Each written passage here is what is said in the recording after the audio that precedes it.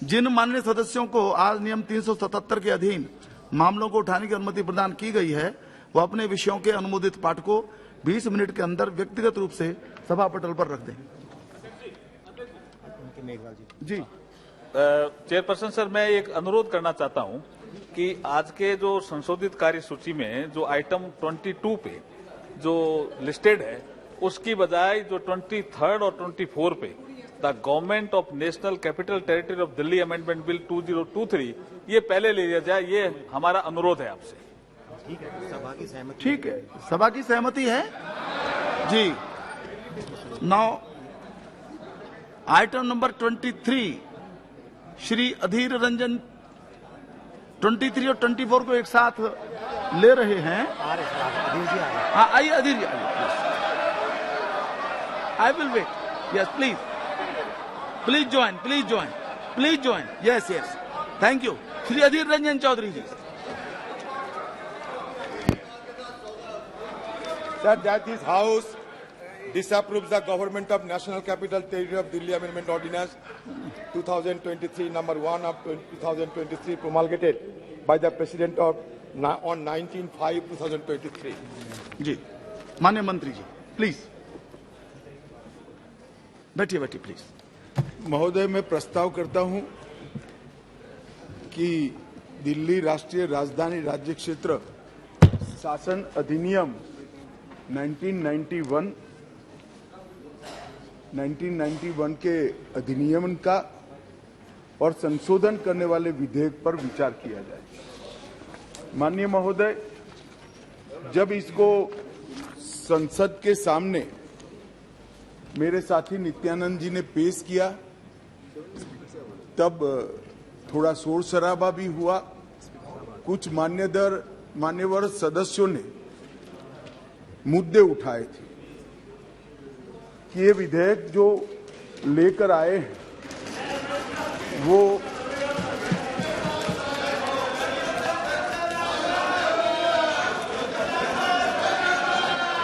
ऐसे ही सदन चलाओ तो अच्छा लगता है। लाने का अधिकार नहीं है। संविधान के तहत संसद की कॉम्पिटेंसी पर भी सवाल उठाए गए हैं। और दूसरा ये मुद्दा उठाया गया कि ये विधेयक जो लेकर मैं इस सदन के सामने उपस्थित हुआ हूं, वो विधेयक सुप्रीम कोर्ट के जजमेंट के भावनाओं के विरुद्ध है। मान्यवर, सबसे पहले मैं यह दोनों चीजों का बहुत डिटेल जवाब देना चाहता हूं, क्योंकि उस वक्त जब मैं खड़ा हुआ विपक्ष का मूड सुनने का नहीं था। आज कुछ अच्छा भी मूड दिखता है। तो मान्यवर, जब तक कॉम्पिटेंसी का सवाल है,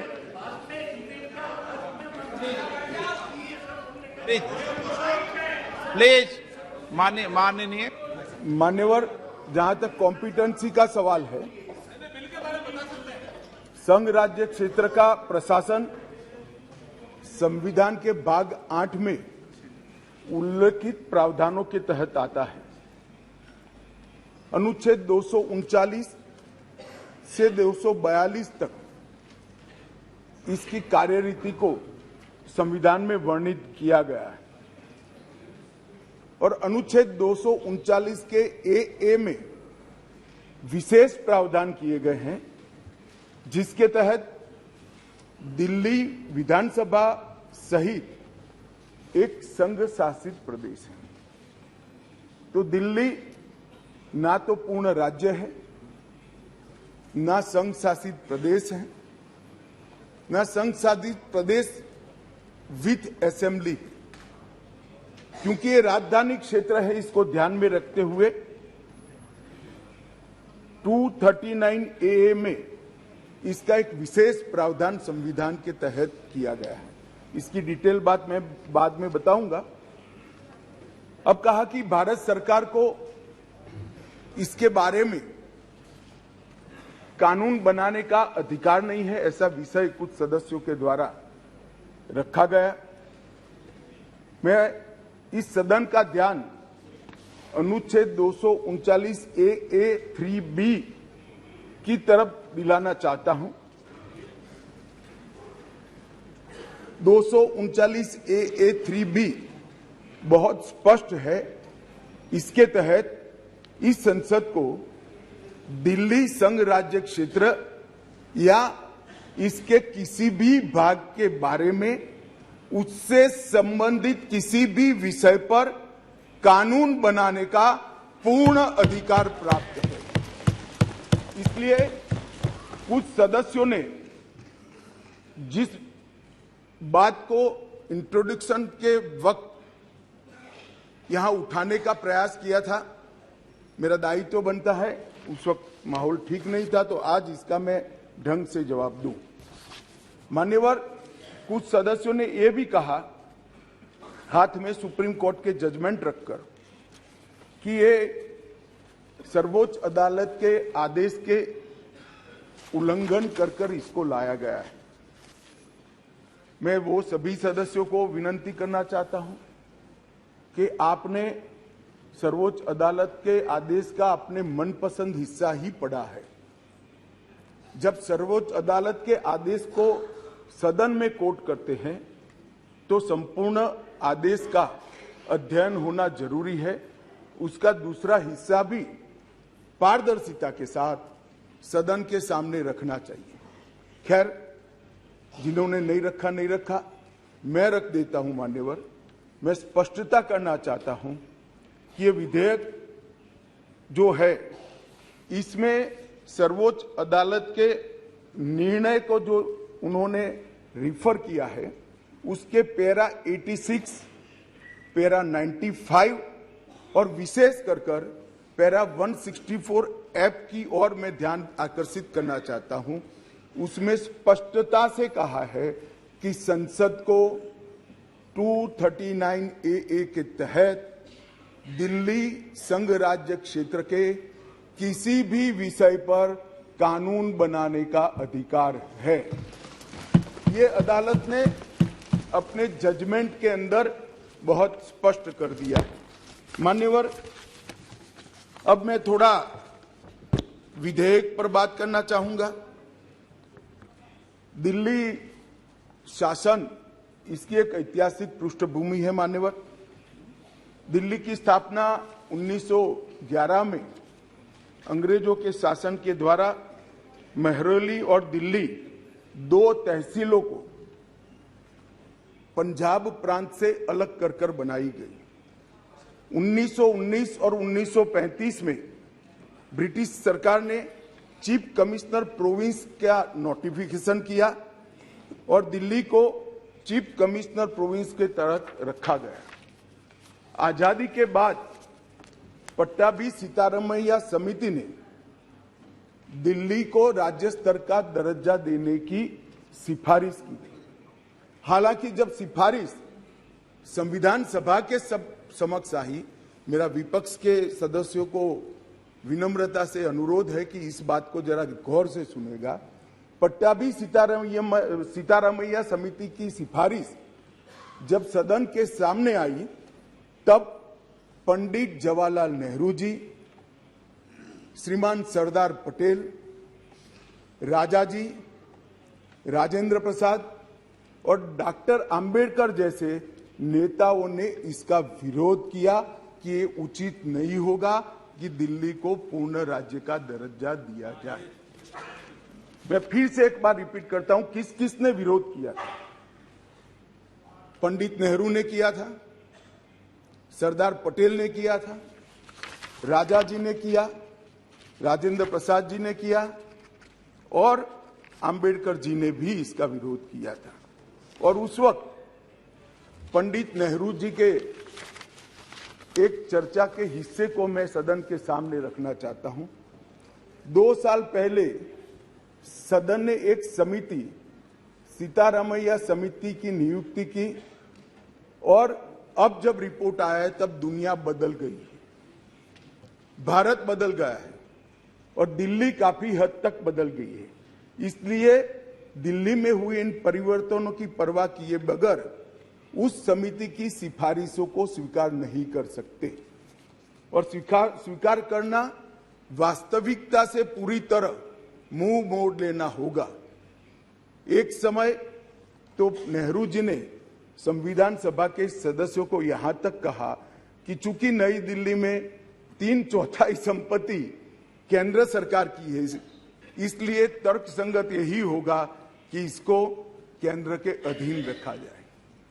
बाद में जब अंबेडकर जी ने समापन किया, तब उन्होंने कहा, जहां तक दिल्ली का सवाल है, हमें ऐसा लगता है कि भारत की राजधानी के रूप में शायद ही किसी स्थानीय प्रशासन को मुक्त अधिकार यहां दिए जा सकते हैं।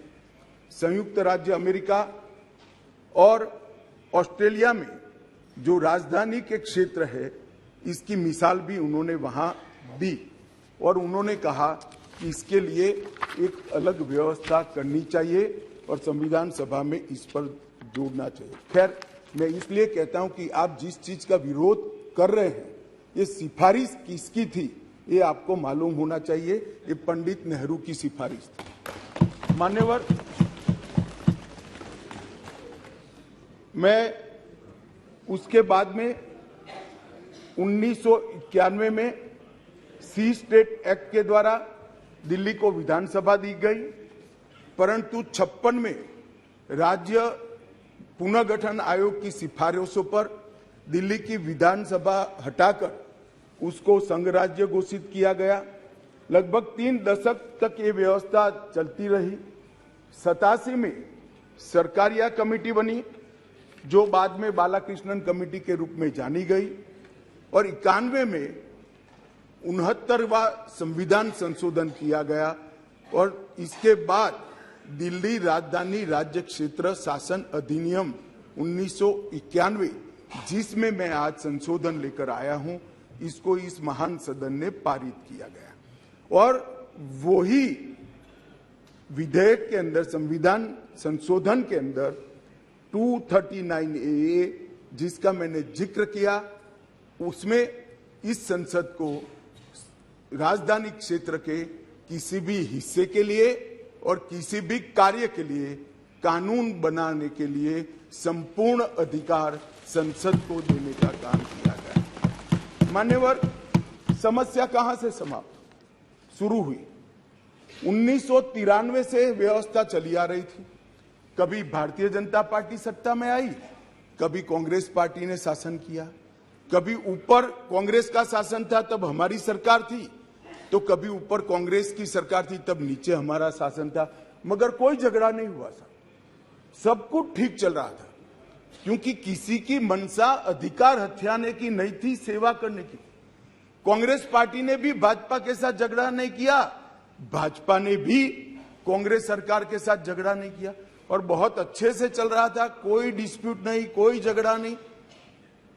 1915 में स्थिति बदली और यहां 2015 में यहां स्थिति बदली और यहां एक ऐसे दल की सरकार आई जिसका मकसद, मुझे कोई झिझक नहीं है कहने में, जिसका मकसद सेवा करना है ही नहीं, झगड़ा करना। माननीय अध्यक्ष जी अनेक पार्टियों के मुख्यमंत्री रहे, अनेक पार्टियों की मिलीजुली सरकार रही, शुद्ध रूप से सरकार रही, मगर राष्ट्र सेवा करने में और जन सेवा करने में किसी भी पार्टी को कोई दिक्कत नहीं आई। मैं बाद में बात करूंगा क्या दिक्कत है वो, उसकी भी डिटेल बात करूंगा, प्रॉब्लम क्या है वो। प्रॉब्लम ट्रांसफर पोस्टिंग के अधिकार का नहीं है, विजिलेंस को कंट्रोल में लेकर बंगला जो बना दिया है, इसका सत्य छुपाना है।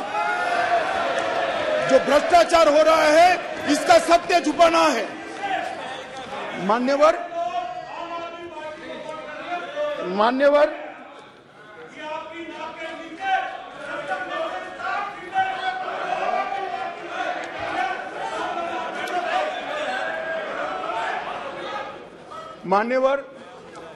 उसके बाद में 15 में अचानक ही दिल्ली राज्य सरकार ने एक विषय सर्कुलर निकाला, जिसमें उन्होंने ट्रांसफर पोस्टिंग के अधिकार अपने हाथ में लिए। केंद्र सरकार ने एक नोटिफिकेशन निकाला, उसको हाईकोर्ट में चैलेंज किया गया। हाईकोर्ट का फैसला केंद्र सरकार के पक्ष में आया, इसको सुप्रीम कोर्ट में चैलेंज कर दिया गया, उसमें खंडित जनादेश आया, फिर संविधान पीठ बनी। संविधान पीठ ने कुछ फैसले कर नीचे फिर से 2 जजों की बेंच को दिया, उसमें भी सहमति नहीं बन पाई, और फिर से संविधान पीठ बनी जिसने अभी अभी फैसला दिया। मान्यवर वो जो इंटरप्रिटेशन है, वो इंटरप्रिटेशन उन्होंने कानूनी और मॉरल दृष्टि से नहीं किया। उन्होंने इंटरप्रिटेशन कानून की स्थितियों का करते हुए ये कहा है कि फिर भी दिल्ली देश की संसद को और भारत सरकार को दिल्ली संघ राज्य क्षेत्र के लिए हर प्रकार का कानून बनाने का अधिकार है। वो अधिकार का उपयोग कर एक वटहुकम, एक नोटिफिकेशन निकाला गया, और वो नोटिफिकेशन इसलिए निकालना पड़ा कि संसद उस वक्त काम नहीं कर रही, मतलब संसद बैठी नहीं थी, बैठकें चल नहीं रही, तो नोटिफिकेशन निकला, और संसद सत्र के अनुपस्थिति में जो नोटिफिकेशन निकला, इसको मैं यहां लेकर आया हूं, जो आज सदन के चर्चा के लिए मैंने आप सबके सामने रखा है। मेरा सभी पक्ष के सदस्यों से विनती है कि चुनाव जीतने के लिए, किसी समर्थन हासिल करने के लिए, किसी पक्ष का विधेयक का समर्थन करना या विरोध करना, ऐसी राजनीति नहीं करनी चाहिए। नए गठबंधन बनाने के अनेक प्रकार होते हैं। नया गठबंधन बनाने के अनेक प्रकार होते हैं। विधेयक और कानून देश के भले के लिए लेकर आते हैं, इसका विरोध या इसका समर्थन भी देश के और दिल्ली के भले के लिए करना चाहिए। अगर हमारी राजनीति में थोड़ी स्वीकृति कम है तो सबको मिलाना है, दिल्ली का जो होना है वो हो, जितना भ्रष्टाचार होना है वो हो, मंत्री कुछ भी करे, मुख्यमंत्री करोड़ों के बंगले बनाए, मगर हम विपक्ष में रहते हुए समर्थन करेंगे क्योंकि हमें गठबंधन बनाना है। इस तरह से नहीं सोचना चाहिए।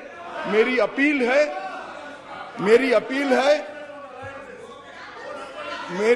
है विपक्ष के सदस्यों को कि आप दिल्ली की सोचिए, अलायंस की मत सोचिए। अलायंस से फायदा नहीं होने वाला है। अलायंस होने के बाद भी पूर्ण बहुमत से नरेंद्र मोदी प्रधानमंत्री बनने वाले हैं। इसलिए ये अलायंस के कारण जनता के हितों की बलि मत चढ़ाइए। जनता सब देख रही है। अलायंस कर आप अगर ऐसा सोचते हो, आप अगर ऐसा सोचते हो कि जनता का विश्वास हासिल कर दिया जाएगा, जनता का विश्वास आपको मिला था, मगर जिस तरह से 10 साल यूपीए ने शासन चलाया, 12 लाख करोड़ के घपले घोटाले करे, इसलिए आज वहां बैठे। और मैं फिर से कहना चाहता हूं, दिल्ली सरकार के घपले घोटाले भ्रष्टाचार को प्रछिन्न रूप से अलायंस की गरज के कारण मदद कर रहे हो। पूरा देश देख रहा है और पूरा देश चुनाव में इसका हिसाब किताब करेगा। मान्यवर, मैंने ये सदन के सामने रखा है बिल को। मेरा सभी से निवेदन है कि अलायंस के मद्देनजर इस पर अपना अभिप्राय न करे। देश के और राजधानी क्षेत्र के भले के लिए न्यूट्रलिटी से बात करे। और वैसे भी मैं बता देता हूं, विशेषकर कांग्रेस पार्टी वालों को, कि ये बिल पारित होने के बाद वो अलायंस में आपके साथ आने वाले नहीं है। तो जो सच है वो करिए। इतना अपील करके मेरी बात को समाप्त करें। प्लीज, माननीय सदस्य, आपको बोलने का मौका दिया जाएगा, लेकिन आप बार बार उठोगे तो मौका नहीं दिया जाएगा। ये सदन है, सभी मान्य सदस्यों आग्रह, आपको मौका दिया जाएगा। आप एक पार्टी के हो और आपको मौका देंगे, लेकिन बीच बीच में नहीं उठते हैं, नहीं तो आपका समय खत्म हो जाएगा। 9, आप भी अपनी बात कहना। अधीर रंजन चौधरी जी।